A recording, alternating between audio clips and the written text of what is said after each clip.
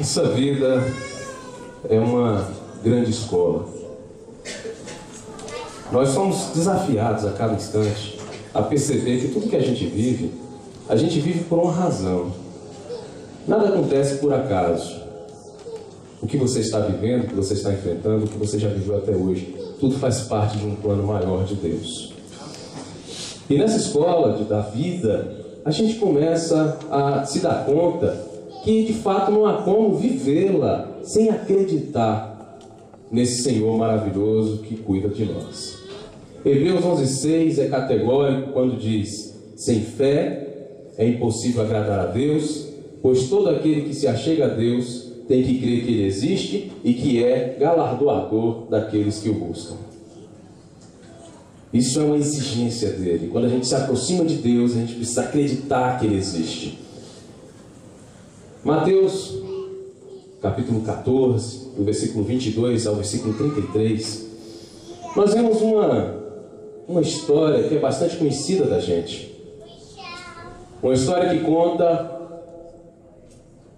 como um grupo de homens ficou em alto mar, numa situação perigosa, e que em um momento daquela aflição viram um homem vindo sobre as águas, e quando olharam para ele, imaginaram ser inclusive um fantasma, porque não conseguiam acreditar no que estavam vendo. O musical trabalha aquela ideia do mais que crer. Mais que crer, porque quando a gente olha para uma cena como a que eu acabei de falar, realmente, humanamente é impossível acreditar. É preciso ter fé. Sem fé é impossível agradar a Deus. E quando a gente olha uma cena como aquela, cabe aqui fazer alguns apontamentos. Na vida nós temos desafios. E vivemos como se estivéssemos em uma escola. Como se estivéssemos a todo instante passando por algumas lições e tendo que aprender com elas para poder superar e chegar mais longe. Mas em meio a essas lições, essas lutas, esses desafios, e o desafio de crer, a gente também tem que lidar com o medo. O ser humano é movido também pelo medo, não é? Não tem aquela máxima que diz que quando você está com um profundo medo, pavor, ou você enfrenta ou você corre?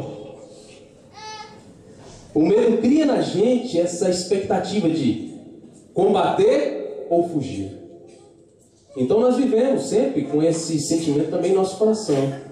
E no texto que eu acabei de falar, de Mateus capítulo 14, versículo 22 a 33, há essa identificação.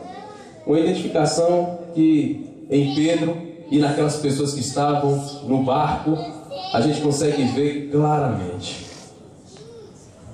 Queridos, Deus ama tanto a gente que permite que a gente enfrente situações desgastantes em nossas vidas e que aprenda como lições para que a gente se fortaleça, que a gente conheça ainda mais a Deus, a Ele, e que a gente não veja apenas como aquele que vem como solução aos problemas imediatos, como alguns costumam olhar para Deus como se fosse aquele gênio da lâmpada, não é? Você vai lá, esfrega a lâmpada e faz quantos desejos? 3 desejos. Mas quem nunca quis fazer, né? Esses 3 desejos. Tem muita gente que imagina assim, Deus é um gênio da lâmpada. Mas Ele não é um gênio da lâmpada. Ele é aquele que se achega a nós na medida em que a gente se achega a Ele. E enquanto nós vivemos para Ele, Ele se revela cada vez mais a nós. Foi isso que aconteceu lá em Mateus 14. O curioso é que enquanto eles estavam sofrendo aquela batalha, aquela luta em alto mar, enviados pelo próprio Jesus, Jesus estava em outro lugar, orando. E o texto afirma que na 4ª vigília da noite, a NVI traz a informação que era alta madrugada. A 4ª vigília da noite compreende o horário das 3 da manhã às 6 da manhã. Os homens foram enviados por Jesus para o mar logo depois da multiplicação dos pães e dos peixes, no início da noite. Ficaram desde o início da noite até por volta de 3 a 4 horas da manhã, sendo açoitados pelos ventos. E Jesus orando. Havia um propósito naquilo. Nunca olhe para os problemas na sua vida e imagine que eles estão acontecendo sem razão alguma. Para a gente encerrar essa parte, a gente ouvir mais um pouco de música. Quando passou aquele momento de aflição, que viram Jesus, Pedro disse: Senhor, se é tu mesmo, permita que eu vá ao teu encontro. E Jesus falou: venha. Para vocês, Pedro afundou porque ele teve medo do quê? De afundar. Medo de afundar, para Guilherme aqui. Quem mais? Ele teve medo do quê, irmãos? Relâmpagos. Relâmpagos. Muitas pessoas acham que ele teve medo do mar, porque o mar estava bravio, não é? Só que o texto vai dizer que ele teve medo do vento. O vento estava forte. Naturalmente, todo mundo teria medo do mar. Ele era alguém acostumado com o mar, mas ele teve medo do vento, algo aleatório, à parte. Ele deixou de olhar para Jesus e começou a olhar para aquelas questões que estavam ao seu redor, imaginando que elas eram importantes.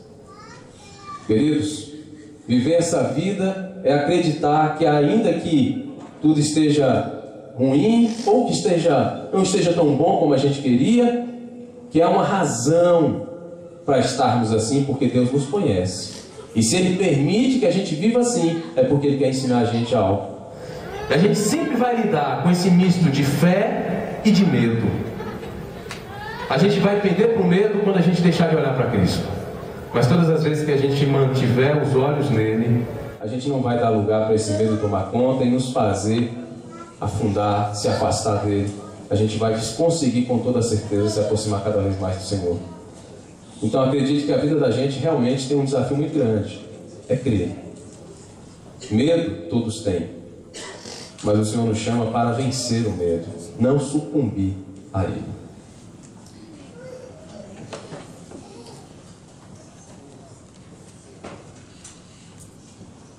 Ter fé é saber que nas adversidades existe alguém que pode o impossível. Alguém que faz a turbulência virar calmaria. Alguém que é suficientemente poderoso para andar sobre o mar e ir ao nosso encontro para nos estender a mão. Sua voz é inconfundível, seu poder imensurável, seu amor incomparável. Para experimentar o poder de Deus, basta ter fé. E ter fé é muito mais que crer.